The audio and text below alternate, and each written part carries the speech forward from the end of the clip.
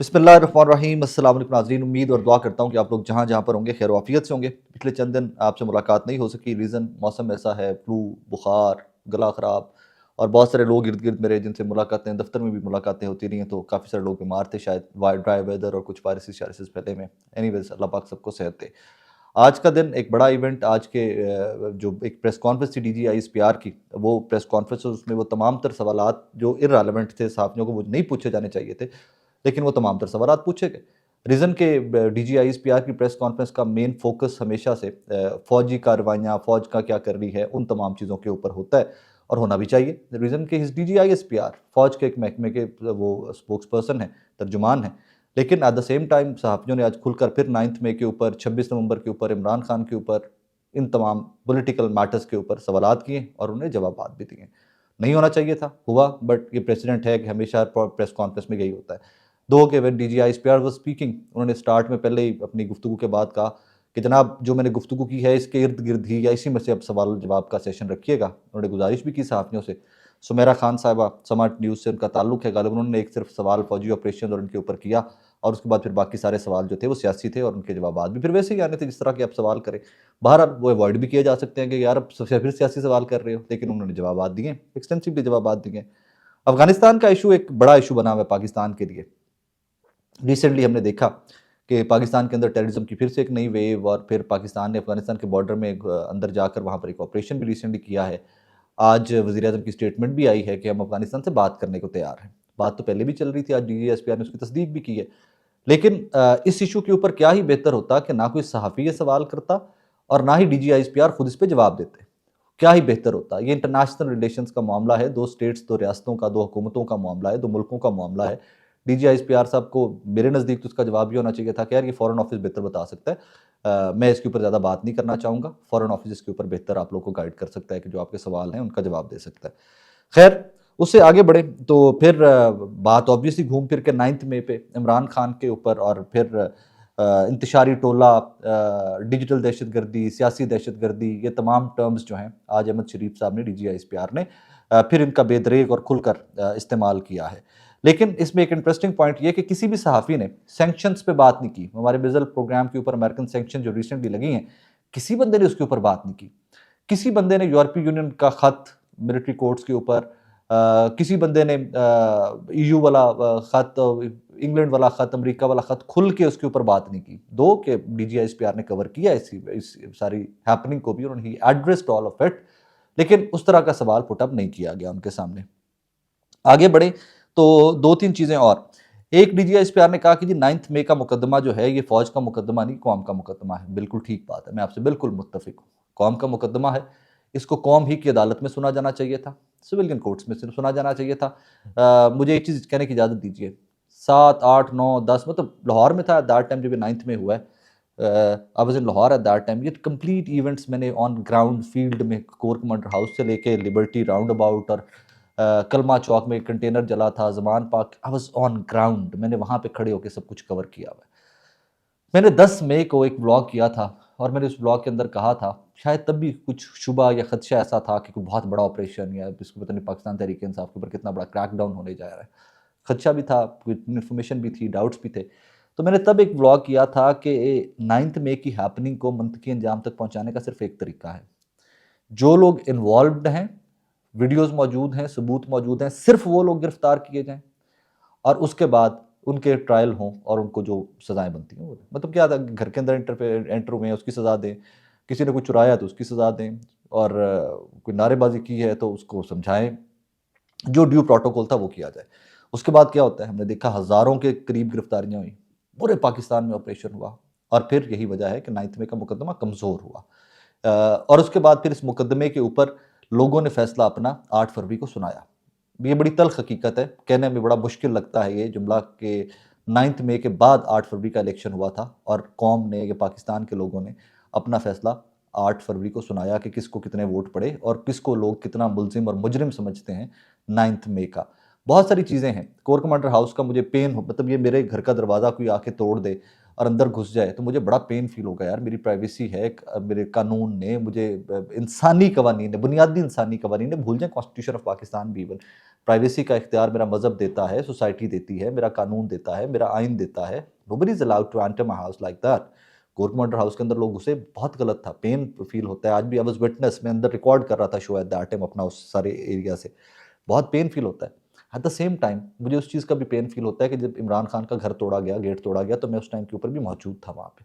और वो जैसे वो मरी ब्रूरी की जो होती हैं ना वो बोतलें, वो क्या होती है वो लेमन माल्ट और पता नहीं क्या, वो जो बोतलें होती हैं उनको शराब की बोतलें बनाकर वहाँ पेश किया गया। मैं उस टाइम के ऊपर भी वहाँ पर मौजूद था। मैंने वो वीडियो मेरे यूट्यूब पे आज भी पड़ी हुई है, जब इमरान खान साहब के घर पे ऑपरेशन हुआ था। जब परवेज़ इलाही साहब के घर का गेट वो बड़ी गाड़ी मार-मार के तोड़ा गया था, चट्टा साहब की गालिबन मौजूदगी में, तो आई वाज़ देयर। मुझे उसका भी उतना ही पेन फ़ील होता है। मुझे 9th मई के बाद जिन लोगों के घरों पे रेड हुए, जिनको जिस तरह की चादर चार दीवारी का तकद्दुस पामाल किया गया, मुझे आज भी उन लोगों का भी उतना ही पेन फ़ील होता है कि जितना मुझे कोर कमांडर साहब की फैमिली का पेन फ़ील होता है। इट्स ऑल इवन, ये एक से पेन है। हमको इनको एक से पेन रखना है तो हमने कौम को यकजा रखना है। हम इसमें डिफरेंशिएट नहीं कर सकते कि वो कोर कमांडर और ये कोई सिविलियन है या ये इमरान खान साहब का वज़ीर-ए-आज़म है। फॉर सम टाइम भूल जाइए कि एक तरफ इमरान खान है, वो साबिक़ा वज़ीर-ए-आज़म है, एक तरफ कोर कमांडर है। इनमें कॉन्स्टिट्यूशन वाइज़ मुल्क की आप वो दर्जात वाइज़ या कॉन्स्टिट्यूशन में जो लिखा है उसके हिसाब किताब से भी बड़ा दर्जा किसका है? तो मेरे नज़दीक बड़ा दर्जा घर की हुर्मत का है।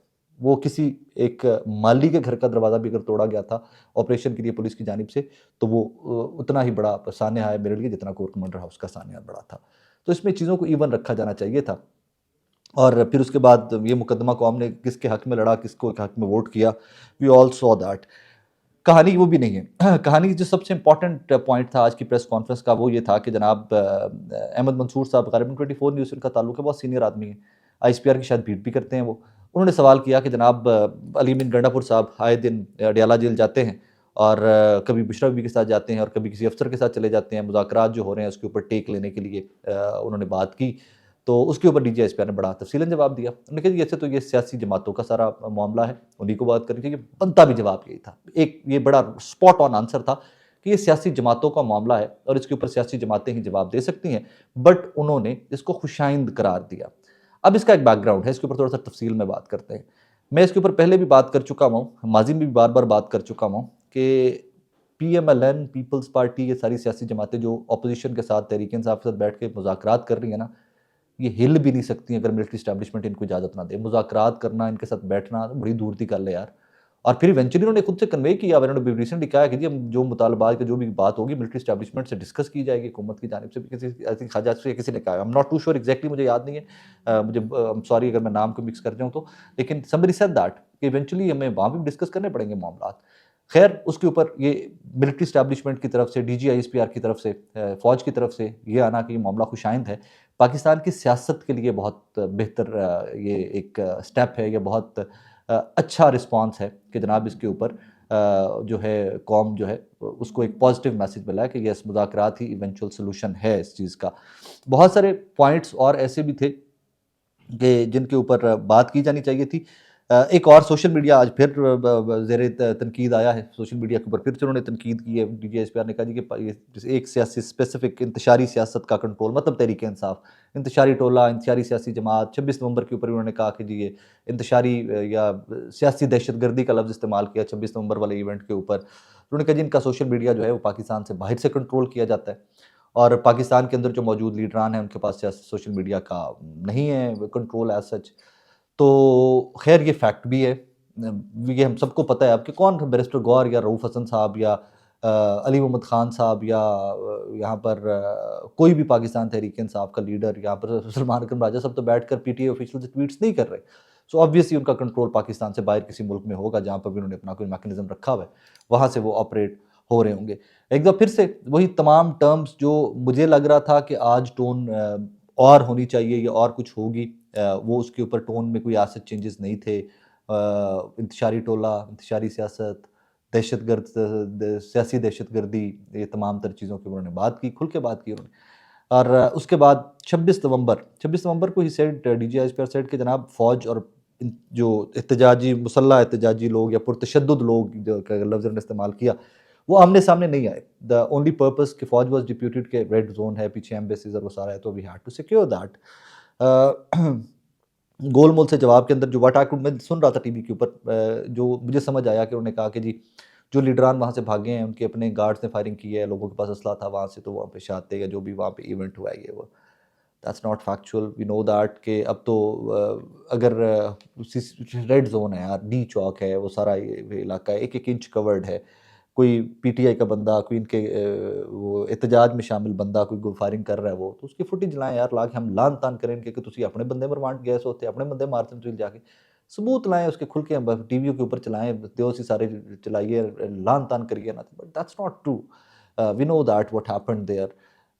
उसके ऊपर जितनी भी बात पहले की जा चुकी है उस कम है, जितनी बात फ्यूचर में भी की जाएगी वो भी कम है, क्योंकि इवेंट इतना बड़ा आसान है, वो भी 26 नवंबर का भी एक गोली चली है सिविलियंस के ऊपर, और इसके ऊपर भी बात बात बार बार की जाती रहेगी। लेकिन और फिर हाँ ठीक है, फेक न्यूज़ फैली क्योंकि गवर्नमेंट की जानिब से कोई स्टांस नहीं आ रहा था। हम सेकंड करते हैं डीजीआईएसपीआर को या गवर्नमेंट को ऑन दैट कि जी हज़ारों हलाकतें, सैकड़ों शहादतें, बहुत सारे नंबर चले। मैं पहले दिन से कह रहा था, उसमें भी रिस्पॉन्सिबल जहाँ तहरीक इंसाफ का सोशल मीडिया या डिजिटल मीडिया एक्टिविस्ट था पाकिस्तान का या बाहर बैठे हुए लोग, हुकूमत भी तो रिस्पॉन्सिबल है ना, हुकूमत ने भी तो कोई नंबर नहीं दिया हुआ था। तो बहुत सारे फैक्टर्स थे कि जो इस सारे मामले के अंदर इन्वॉल्व थे। बहरहाल एज यूजुअल सहाफ़ी भी कुछ ज़्यादती कर जाते हैं कि सवाल आइंदे पूछने नहीं पूछने चाहिए। डीजीएस पे आ रहे हैं यार, फौज रिलेटेड ऑपरेशन रिलेटेड सवाल करो, तो सारी सियासत फड़ के उत्थे जीएचक्यू बैठ के डिस्कस करनी होंगी सारी। ये फॉरेन ऑफिस से पूछो जाके, अफगानिस्तान के ऊपर, यूयू के ऊपर, यूके के ऊपर, यूएसए के ऊपर, ये उनसे जाके बात करो, फॉरेन सैंक्शंस के ऊपर उनसे जाके बात करो। उधर भी जाते रहे, उधर साढ़े सहाफ़ी पुट्ठे सीधे सवाल पूछते नहीं जाके। बहरहाल जब सहाफ़ी सवाल पूछते हैं तो फिर डीजीआई इस पर जवाब भी देते हैं आगे से। मतलब अगर वो सहाफ़ियों ने सवाल पूछे तो सर आप ही कह दिए कि यार मैं तो जवाब नहीं देंगा, रेलेवेंट डिपार्टमेंट है, देखो क्या गल करो। बहरहाल ओवरऑल पुराना वही नैरेटिव था, पुराना ही स्टांस था 9 मई के फैसला साज, मंसूबा साज बनाने वाले जब तक वो नहीं मंतकी अंजाम तक पहुँचते, मामला चलते रहेंगे। वो जो पुरानी स्टेटमेंट जो आपके मेरे सामने हैं, मामलात वहाँ के वहाँ ही नज़र आ रहे हैं। लेकिन इवेंचुअली मेरे लिए होप हमेशा नेगोशिएशंस जो हैं वो पॉजिटिव होती हैं अगर नेक नियति से की जाएँ। और बदकिस्मती की बात यह है, I would be very very honest with you, मुझे दोनों तरफ से कोई बंदा नेक नीयत नहीं दिखाई दे रहा, ना हुकूमत ना अपोजिशन। मुझे इनमें से नेक नियति दिखाई नहीं देती कि ये नेक नियति से करना चाहते हैं मुज़ाकरात। इमरान खान साहब की एक और लाइन लेंथ है पॉलिटिक्स की, और इनकी जो आगे पार्टी है उसकी एक और लाइन लेंथ है। तो इनकी बहुत कमज़ोर लाइन लेंथ है और वो बहुत स्ट्रॉन्ग बिल्ड आदमी है। He is man of steel और whatever you want to say. तो देखिए क्या होता है। बहरहाल ये एक बड़ा इवेंट था आज का, so I thought we should talk about it. अपना ख्याल रखिएगा।